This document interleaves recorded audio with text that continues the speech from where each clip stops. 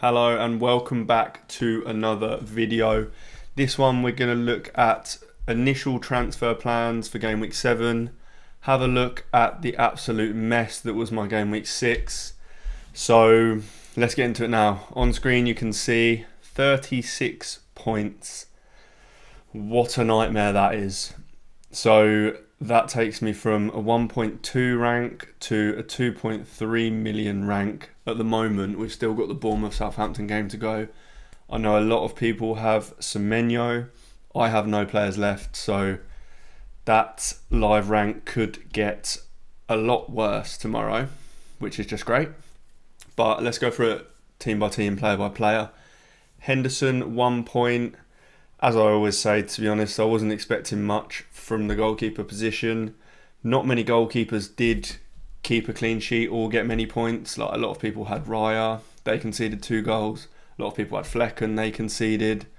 So, yeah, wasn't expecting a great deal from Henderson. Moving on to the defence. Now, this was a pretty disappointing one. So, just to give some context, I made a really late transfer. So the initial transfers I made earlier in the week were Isak to Havertz, Trent to Gabriel, and Bergvall to Mbomo. That left me with 0.1 million in the bank and 1 free transfer left. So I had 4 free transfers overall. I had set up my team to play Gabriel, Konza, and Porro, and I decided to make a last minute transfer. Once we found out that Rico Lewis was starting, I decided to do Anthony Robinson from Fulham to Lewis and then bench Porro. Now, that late transfer decision went very badly, obviously, as pretty much everything did this week. So, obviously, if I didn't make that transfer, I'd have started Porro as well as Konza and Gabriel. So, and I wouldn't have had Lewis, I'd have had Robinson on the bench. I was never starting Robinson, to be honest, so his 7 points were never going to come in for me. So I don't even need to think about that. But I would have had Porro instead of Lewis, so lost out of 3 points there. That could have been a lot more if he didn't get that yellow card, I imagine. So kind of let off the hook with one there. But yeah, that late transfer went pretty badly. Then obviously in midfield, Mbomo 9 points, that's just what he does. So that transfer ended up going pretty well. Saka 5 points. I decided to go with Haaland on the captaincy rather than Saka. To be honest, I never really, even though it was quite close, I never really thought about captaining Saka. I think it's because I had watched Newcastle 3 times before this weekend, and they were like next level bad. As if you've watched any of my videos, you'll know that all I talked about was how bad Newcastle have been this season. So in my head, I was thinking the best striker in the Premier League against a team that I've watched be terrible for a while. So that's why I went there. But Newcastle, they actually sorted themselves out, to be honest. Fair play to them. They were good against City. Very good. So can't argue with that, to be honest, at all. Saka 5 points. He obviously managed to get 3 bonus points without even a return. So yeah, whether that gets changed, we don't know. But I did see a tweet on X about kind of the BPS points and how they're made up, and it does seem to be pretty legit. He did have a very good game. So he never really looked like, apart from the corner where Gabriel had a header that was saved by Hermansen, or however you pronounce his name. Apart from that, Saka never really looked like returning. But Hermansen had a fantastic game, by the way. We'll get onto that in a minute. Rodgers with a goal, 7 points. Can't ask for much more from him. 3 returns in the last 2 weeks. Absolutely brilliant.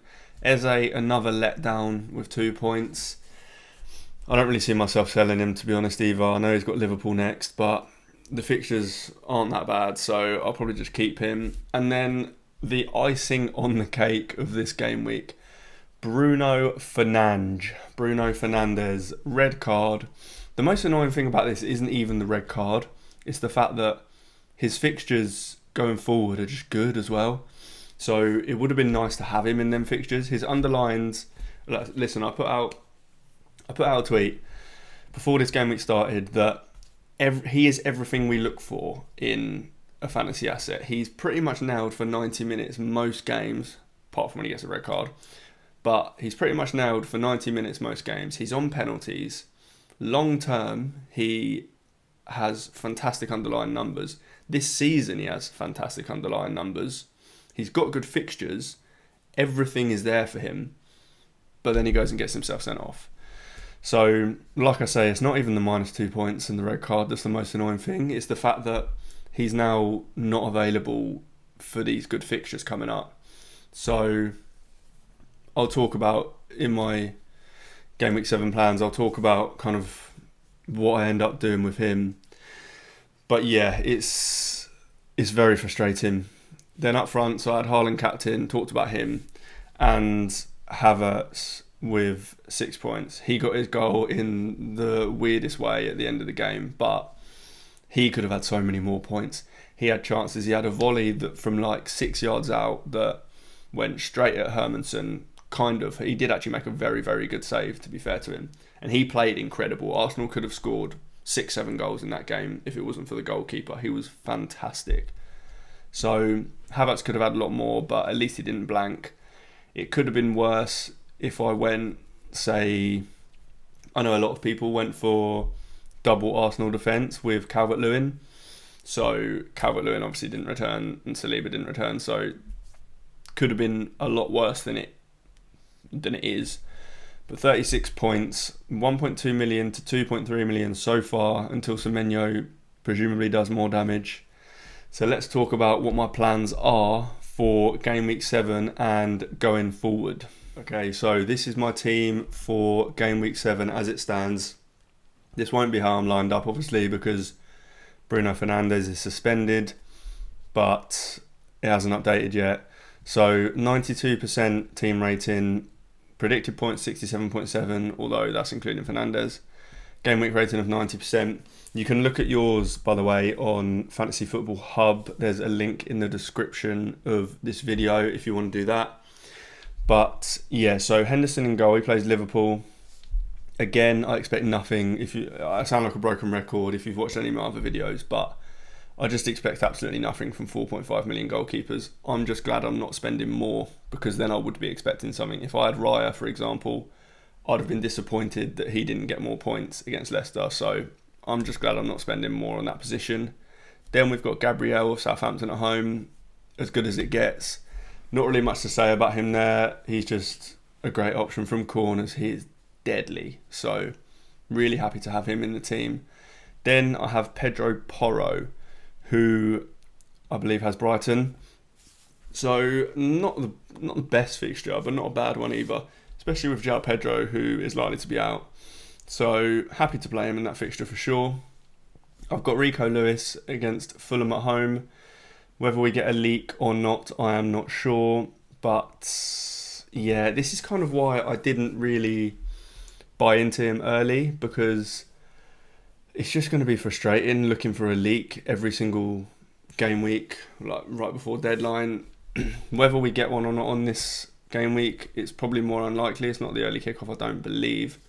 So yeah, it's not going to be fun, but I might just have to play him anyway with the rest of my team, how it is. But yeah, I've got Saka with Southampton at home. Obviously a fantastic fixture. Would be tempted to captain him, but I'll probably just land on Haaland. But we'll talk about that a bit more. Liverpool at home for Eze, not the best fixture, but we've seen that we saw with Liverpool and Wolves at the weekend that Liverpool are there to be got at. It's not like their defence is so completely solid. They are there to be got at. So it's not the worst fixture in the world. It's not like Arsenal away or something like that. So not expecting loads, but I don't mind it. Then we've got Mbomo with Wolves at home, another fantastic fixture. His fixtures are just great for a while, and he is just brilliant. We've seen, it's kind of weird that he's scoring all of his goals in the first minute of every game, but listen, I don't care what minute they come. He's just a fantastic asset. He's on penalties, he plays 90 minutes pretty much. He's just everything you want from a fantasy asset. Then we've got Morgan Rogers, Man United at home. I don't hate that fixture at all. I keep saying every week that Man United aren't a good defence. Yes, they kept a few clean sheets before this week, but they're just not a good defence. So I'm not worried about playing players against them at all. So he's absolutely fine. Obviously, Bruno Fernandes won't be in the team. If it were lined up how it should be, then I'd have Konza or Dunk in there. Dunk plays Tottenham at home. Konza plays Man United at home. I'd probably prefer the defender that plays Man United at home. I think without Fernandes, they'll probably be a less potent attack than Spurs will be.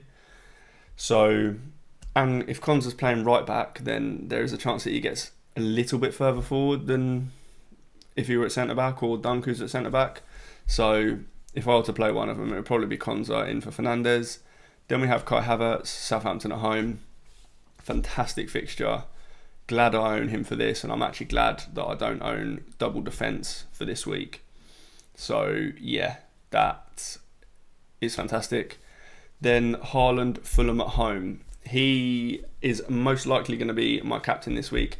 Stay tuned for the captaincy video this week.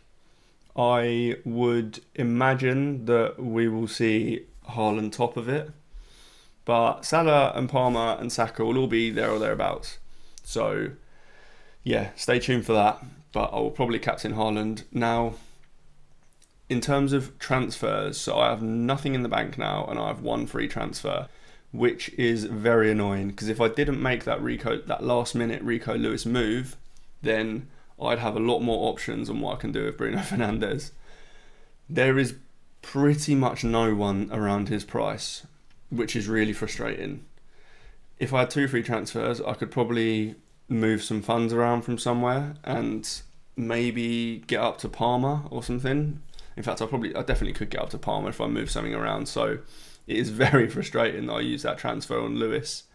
I wouldn't say I'm regretting it, because in the same situation I'd do the same thing. Lewis starting in midfield against that Newcastle team, or the Newcastle team that I'd watched previously, I would have taken that all day long.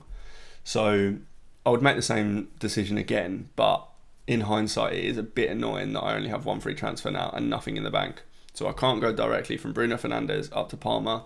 The other options I have are going to Jared Bowen, which doesn't feel great given that West Ham are playing pretty terrible at the moment.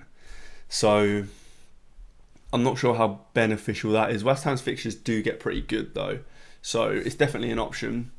Another option is going to Anthony Gordon, but again, we've seen one good game from Newcastle. Apart from that, Newcastle have been horrific this season, so I don't know how much to put on that one good fixture against City and whether it was because it was against City. So again, that doesn't feel the best. The other option that I have is to go to James Maddison, which doesn't feel too bad at all, actually. Obviously, Spurs have got fantastic fixtures. In game week 8, I'm probably going to bring in Solanke for Havertz, because Spurs fixtures are just good from that point and Arsenal's fixtures get a little bit worse. So I'll probably want Solanke from game week 8. So by that logic, there's no reason why I wouldn't want Maddison too. And I don't mind this week's fixture of Brighton. It's not the best, but it's okay. So I could just get another Spurs player in so that I've got triple when it comes to game week 8. Or I could make a really, really short-term move and go down to someone like Semenyo, because they have a very nice fixture this week. I think it's Leicester they play in game week 7, but then their fixtures from game week 8 onwards aren't the best, so maybe that's not the play. The one thing that I am glad about is that I didn't use my wildcard in game week 6. Wildcard teams don't look that dissimilar to my team right now, and I've still got my wildcard in hand, so I'm very, very glad about that. There is a very small chance that I play my wildcard in game week 7. It's pretty unlikely, I'd say, because I think that other than the Bruno red card situation, my team isn't in too bad a spot. There is obviously a few moves that I would make if I were on wildcard. I'd probably get Palmer in, for example, but his fixtures aren't great in the kind of medium term anyway, so I'm not overly fussed that I haven't got him and can't get to him. But yeah, I will want a couple more Spurs players in the next week or so. So maybe Bruno to Maddison is the play. Maybe it's just I play Konza or Dunk instead of Fernandes and then go with that. And if Lewis doesn't start, then I play Konza and Dunk. that leaves me with pretty much 0 bench, which isn't ideal, but maybe that's the play just to get through this week. I will do a team selection later in the week, so stay tuned for that video. It will probably be on Thursday, I'd imagine. So yeah, stay tuned for that one. But for now, this is all. So if you liked it, make sure you do hit like, make sure you subscribe, and I'll see you in the next one.